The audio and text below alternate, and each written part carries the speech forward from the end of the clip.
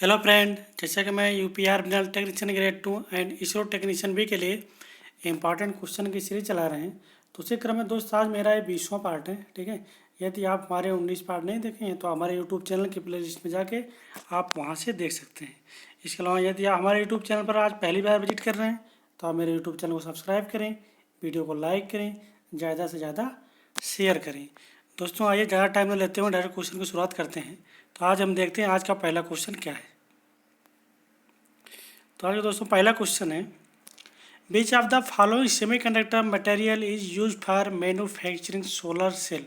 ठीक है, सौर सेलों का विनिर्माण करने के लिए निम्न में से कौन सी अर्धचालक सामग्रियों का प्रयोग किया जाता है। तो ऑप्शन नंबर ए में है gallium arsenide, option number B में है indium arsenide, option number C में है कैडमियम सल्फाइड या ऑल ऑफ दीज, ये सभी। ठीक है दोस्तों, सौर सेलों का निर्माण के लिए ऑल ऑफ दीज सभी ऑप्शन सही हैं। ठीक है, ये सभी चीज़ों का प्रयोग किया जाता है सौर सेल का निर्माण करने के लिए। ठीक है, उसी क्रम में देखते हैं next question, semiconductor strain gauge are used where. ठीक है, अर्धचालक तनाव गेज कहाँ प्रयोग किया जाता है।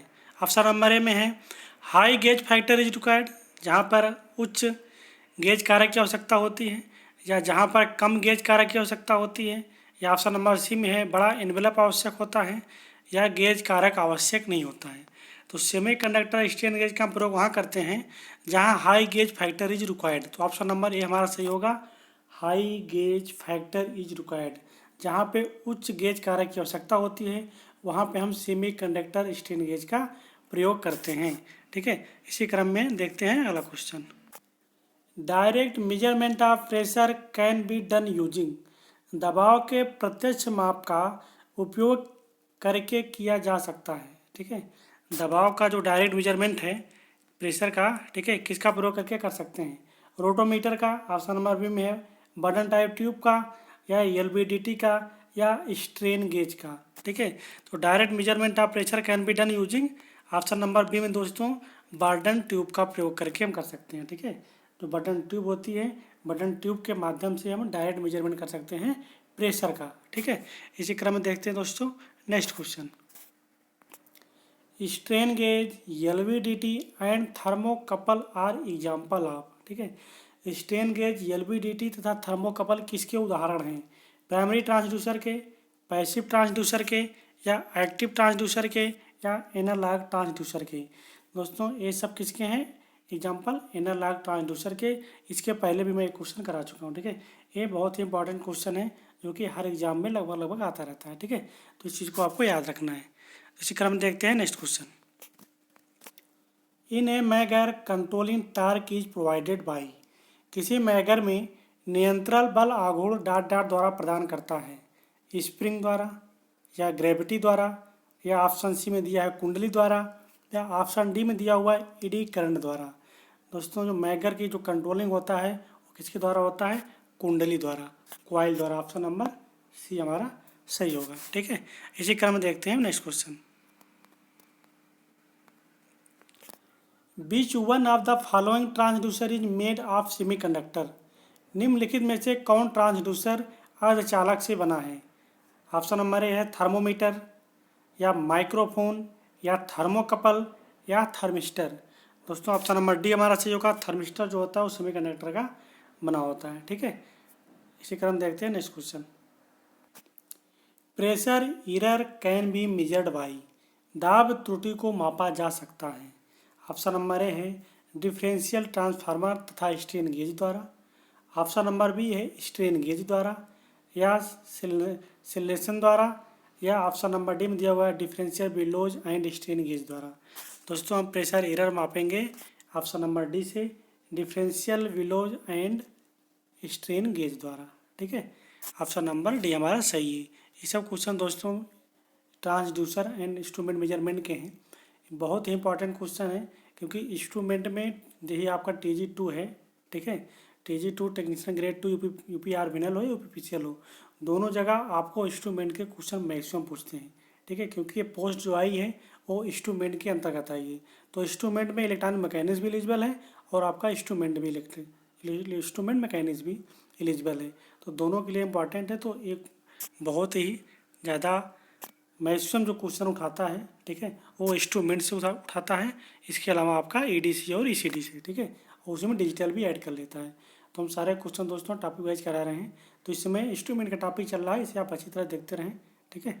तो ये क्वेश्चन को आपको अच्छी तरह से रखनी है। तो इसी क्रम में देखते हैं नेक्स्ट क्वेश्चन।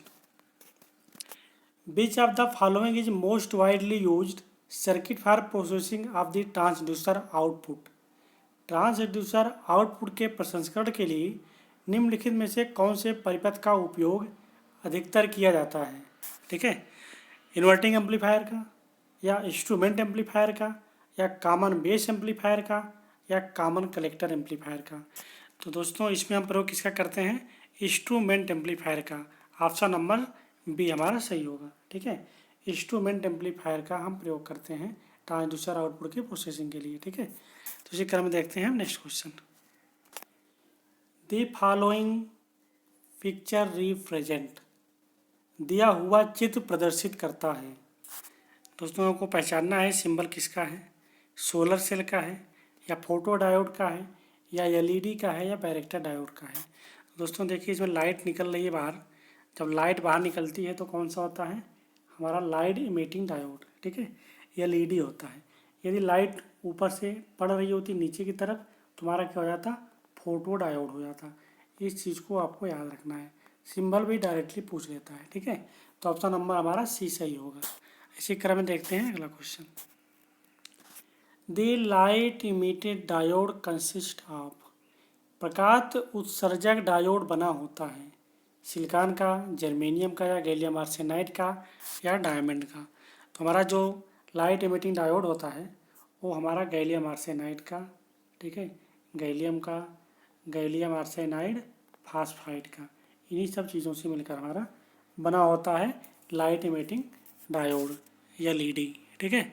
इसी क्रम देखते हैं नेक्स्ट क्वेश्चन। इसका ऑप्शन नंबर 20 है दोस्तों, ठीक है। इसी क्रम देख, in class B power amplifier output is dot dot of the input full cycle. श्रेणी बी पावर प्रवर्धक में इनपुट के पूर्ण चक्र की तुलना में आउटपुट डॉट डॉट होता है।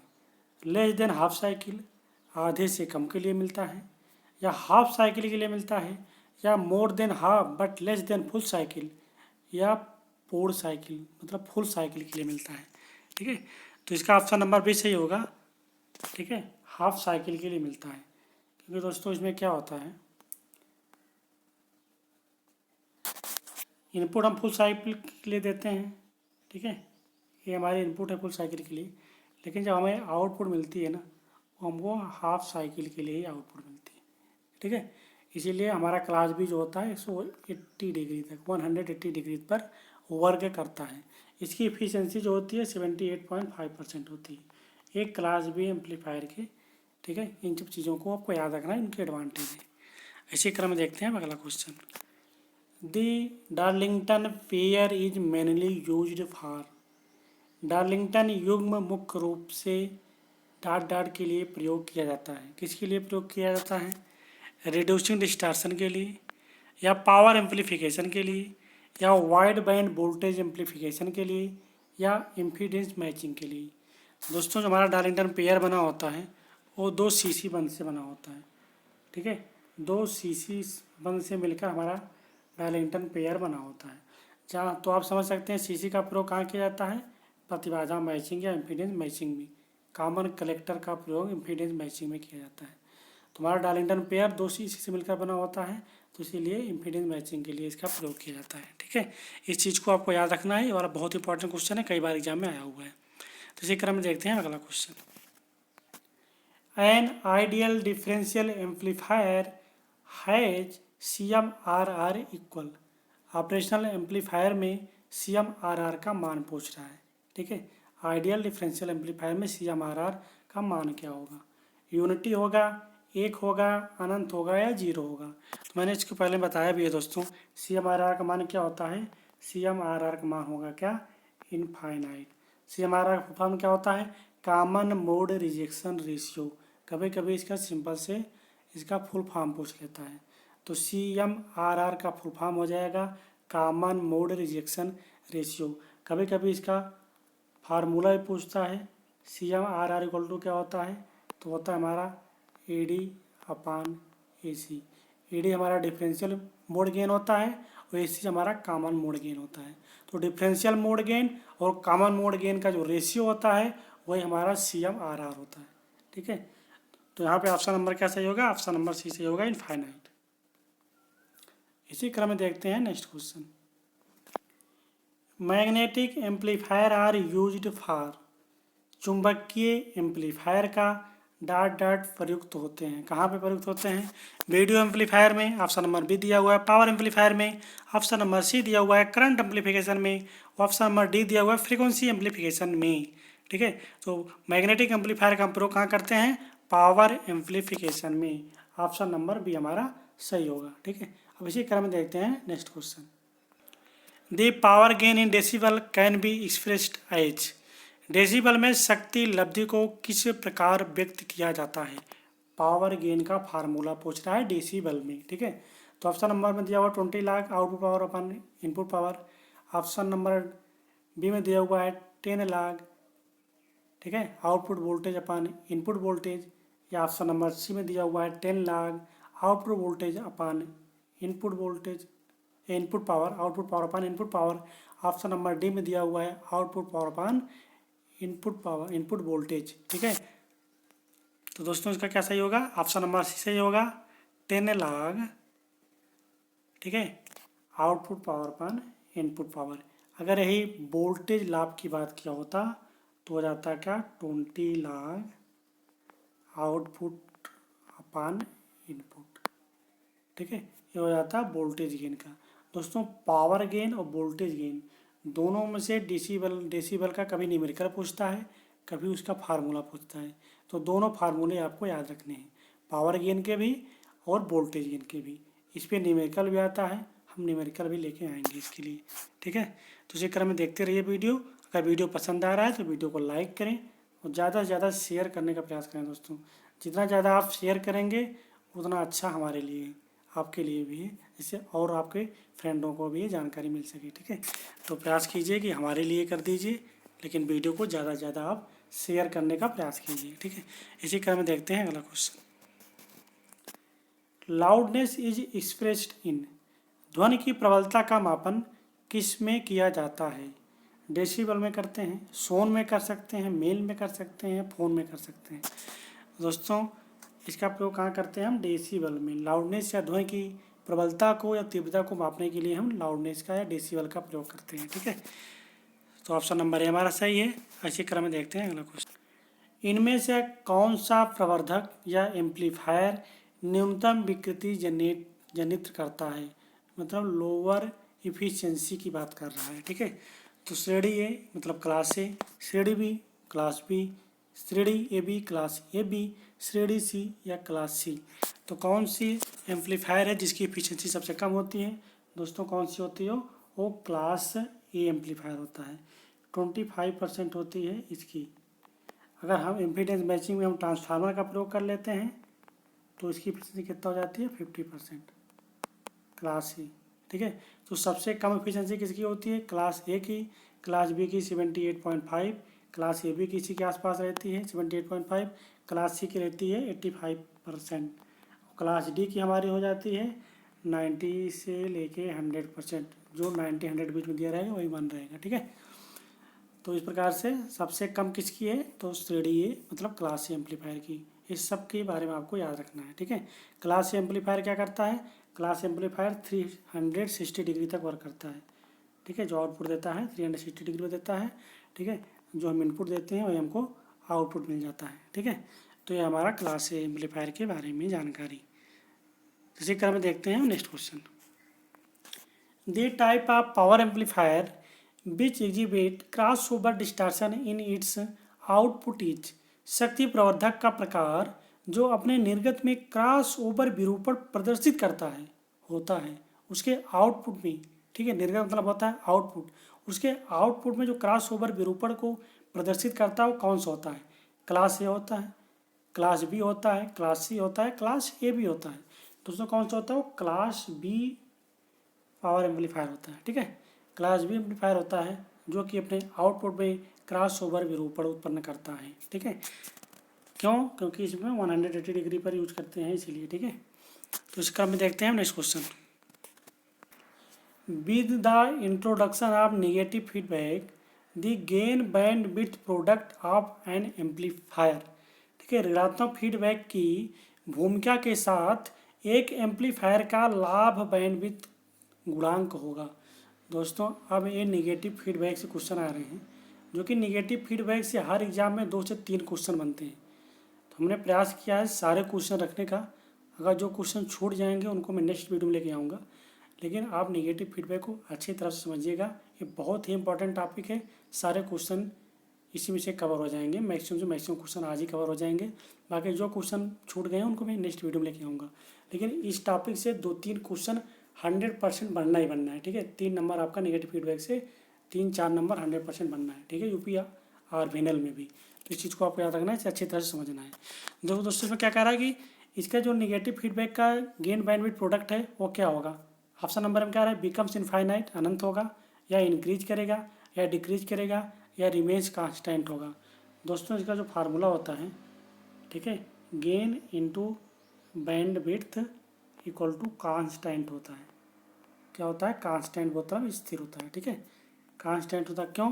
क्योंकि दोस्तों क्या होता है कि हमारी जो गेन होता है नेगेटिव फीडबैक, गेन तो डिक्रीज करता है, लेकिन बैंडविड्थ क्या होती है, इंक्रीज करती है। जब बैंडविड्थ जितना इंक्रीज करेगी गेन उतना डिक्रीज करेगा, तो क्या होगा, दोनों इंक्रीज का जो प्रोडक्ट होगा वो एज ए कांस्टेंट होगा। अगर एक चीज़ बढ़ रही है एक चीज़ घट रही है, मतलब दोनों बराबर हो रही है। ठीक है, क्या होगा, तो रिमेन्स कांस्टेंट रहता है, स्थिर रहता है। ऑप्शन नंबर डी हमारा सही है। इसका फार्मूला भी याद रखना, gain into bandwidth equal to constant. इस पर न्यूमेरिकल भी आता है लगाने के लिए। ठीक है, तो ऑप्शन नंबर डी हमारा सही होगा, रिमेन्स कांस्टेंट। ठीक है, इसी क्रम में देखते हैं दोस्तों next question. The negative feedback dot dot input impedance of N amplifier. ऋणात्मक फीडबैक में एम्पलीफायर के input impedance co dot dot होता है। क्या होता है नेगेटिव फीडबैक में, इनपुट इम्पीडेंस डिक्रीज करता है या इंक्रीज करता है, या हैज नो इफेक्ट, या डिस्ट्रॉय मिटाता है। ठीक है, तो नेगेटिव फीडबैक में जो हमारा इनपुट इम्पीडेंस होता है दोस्तों क्या होता है, वो इंक्रीज करता है। ठीक है, तो ऑप्शन नंबर बी हमारा सही होगा, क्या, इंक्रीज करता है। तो देखिए इसमें कई चीज़ें होती है, इसको याद रखना।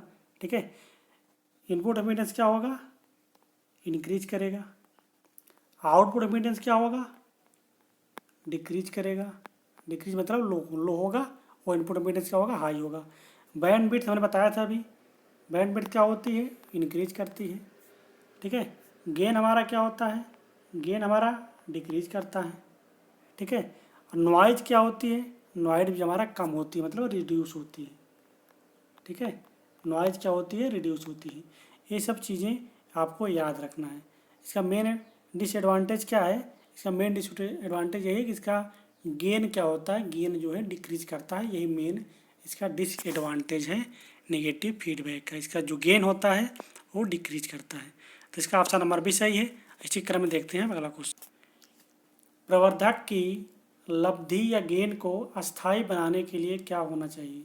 ऑप्शन नंबर ए में है सकारात्मक पुनर्निवेशन का उपयोग किया जाता है, किसी पुनर्निवेशन का उपयोग नहीं किया जाता। पुनर्निवेशन मतलब होता है दोस्तों फीडबैक। ठीक है, हिंदी में दिया हुआ है। ठीक है, या ऋणात्मक या निगेटिव फीडबैक का उपयोग किया जाता है, या निवेशी बोलता परिवर्तित होती है। तो भाई दोस्तों मैंने बताया था कि निगेटिव फीडबैक में क्या होता है, गेन क्या होता है। अगर निगेटिव फीडबैक में बताया था gain into bandwidth equal to constant था ना, तो निगेटिव फीडबैक में ही है। तो अगर गेन को अगर हमें अस्थायी बनाना है, कांस्टेंट बनाना है, स्थिर बनाना है, तो उसके लिए क्या करना है, निगेटिव फीडबैक का प्रयोग करना है। ठीक है, तो ऑप्शन नंबर सी हमारा सही हो जाएगा। तो इसी क्रम में देखते हैं अगला question. The expression for voltage gain A B of a positive feedback amplifier is.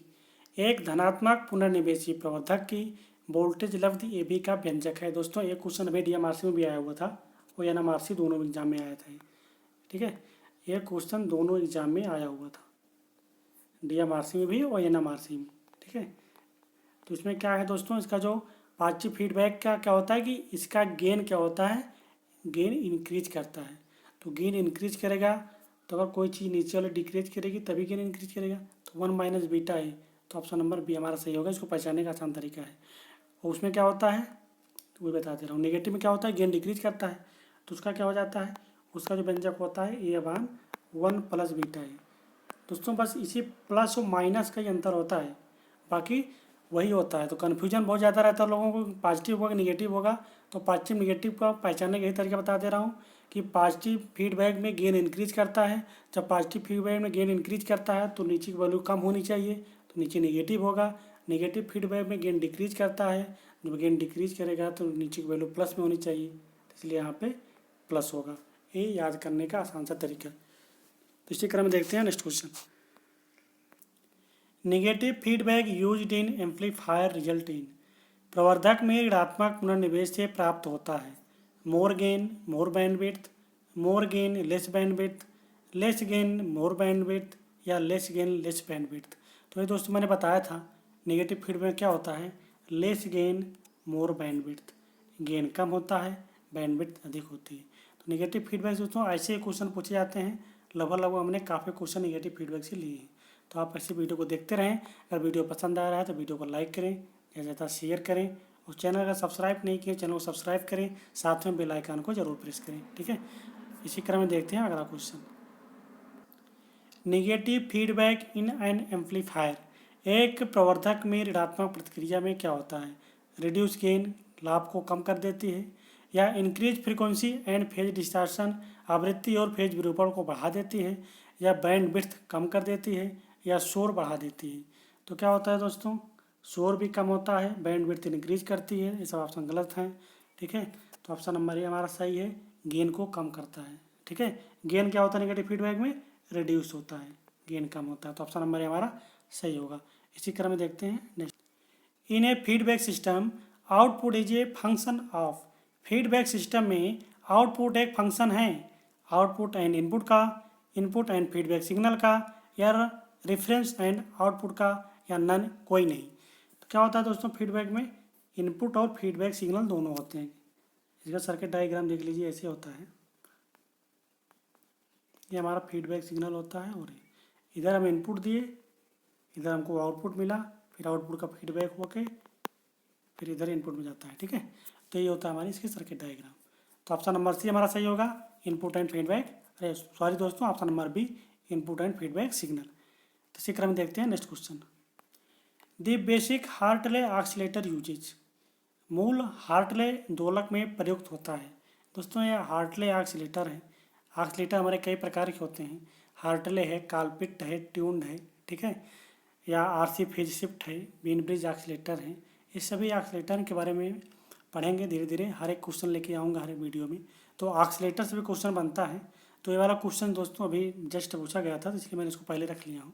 ये भी DMRC में पूछा गया था, LMRC में भी। ठीक है, तो इसी क्रम में देखिए इसमें क्या ऑप्शन है। इसमें ऑप्शन नंबर ए है 1 इंडक्टर एंड 2 कैपेसिटर, या 8 टैप्ड, ठीक है, centre tapped inductor and a capacitor, या 2 कैपेसिटर, या टिकल क्वाइल।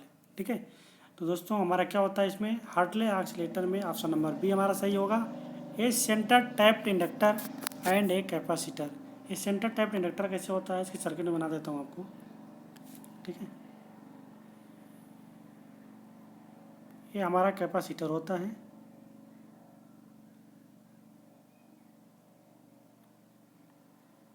ये हमारा होता है ग्राउंड। ठीक है, ये L1 होता है और L2 होता है, ये हमारा C होता है। तो ये हमारी होती है सर्किट। ठीक है, तो इसी को बोलते हैं हम टैप्ड क्वाइल या टैप्ड इंडक्टर। तो हार्टले इंडक्टर हमारा ऐसे बनता है। बाकी इसमें आप C एम्पलीफायर लगाएंगे, ठीक है, उसका क्या बनाएंगे, पूरी सर्किट बनती है। ठीक है, तो ऑप्शन नंबर हमारा कैसा है इसमें, ऑप्शन नंबर हमारा इसमें बी सही है, a centre tapped inductor and a capacitor. तो इसी क्रम में देखते हैं next question. Oscillator require, oscillator की आवश्यकता है, नो फीडबैक, कोई फीडबैक नहीं, नेगेटिव फीडबैक या पॉजिटिव फीडबैक, आइदर पॉजिटिव और नेगेटिव फीडबैक। दोस्तों ये बहुत इंपॉर्टेंट क्वेश्चन है, कई बार एग्जाम में आया है, ये मैक्सिमम बार पूछा जाता है। ठीक है, इस चीज़ को आपको याद रखना है। ऑक्सीलेटर के लिए हमें क्या यूज करते हैं, पॉजिटिव फीडबैक की आवश्यकता होती है ऑक्सीलेटर में। ऑक्सीलेटर में पॉजिटिव फीडबैक की आवश्यकता होती है, इसे आप याद रखें। तो ऑप्शन नंबर सी हमारा सही होगा। इसी क्रम में देखते हैं नेक्स्ट क्वेश्चन। दोस्तों ये वीडियो का लास्ट क्वेश्चन था, हम आशा करते हैं कि आपको समझ में आया। ठीक है। अगर समझ में आया तो आप लाइक करें, शेयर करें और चैनल को सब्सक्राइब करें। इसके अलावा दोस्तों मैंने कल एक क्वेश्चन पूछा था, उस क्वेश्चन को बताता हूँ आपको। और आज का कोई क्वेश्चन है दोस्तों, सभी लोग क्वेश्चन का आंसर कमेंट बॉक्स में ज़रूर दिया करें। काफ़ी लोगों ने आंसर दिया है, ठीक है।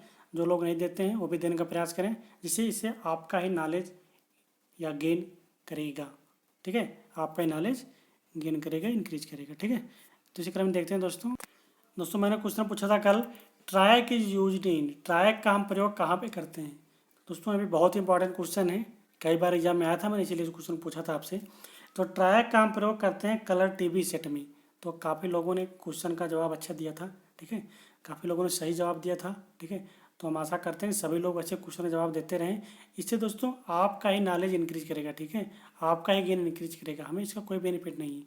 इसलिए हम क्वेश्चन इसलिए पूछते हैं कि अगर आप इसके बारे में जानेंगे, आप अगर क्वेश्चन को कमेंट बॉक्स में लिखेंगे तो चीज़ आपको कभी भूलेगी नहीं, आपको हमेशा याद हो जाएगी, ठीक है। तो इसी क्रम में देखते हैं दोस्तों आज का क्वेश्चन।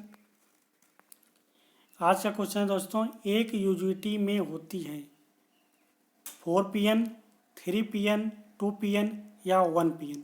यूजीटी में कितनी पीएन संधियाँ होती हैं, यूजीटी में कितनी पीएन संधियाँ होती हैं, इस चीज़ को आपको कमेंट सेक्शन में बताना है दोस्तों। जितने कैंडिडेट हैं हर कैंडिडेट इसका आंसर कमेंट में करेंगे, ठीक है। आप जितना यूजेटी के बारे में जानते हैं उतना आप लिखेंगे, ठीक है। तो रहा दोस्तों आज का क्वेश्चन आप सबके लिए, ठीक है। तो आप चाहें तो स्क्रीनशॉट ले सकते हैं, आप इसे कमेंट सेक्शन में इसका आंसर आपको बताना है, ठीक है। तो आशा करते हैं दोस्तों आपको वीडियो पसंद आया है। तो वीडियो पसंद आया तो वीडियो को लाइक करें, शेयर करें और चैनल को सब्सक्राइब नहीं किए चैनल को सब्सक्राइब करें, ठीक है। ज़्यादा से ज़्यादा शेयर करें। थैंक यू दोस्तों, थैंक्स फॉर वॉचिंग।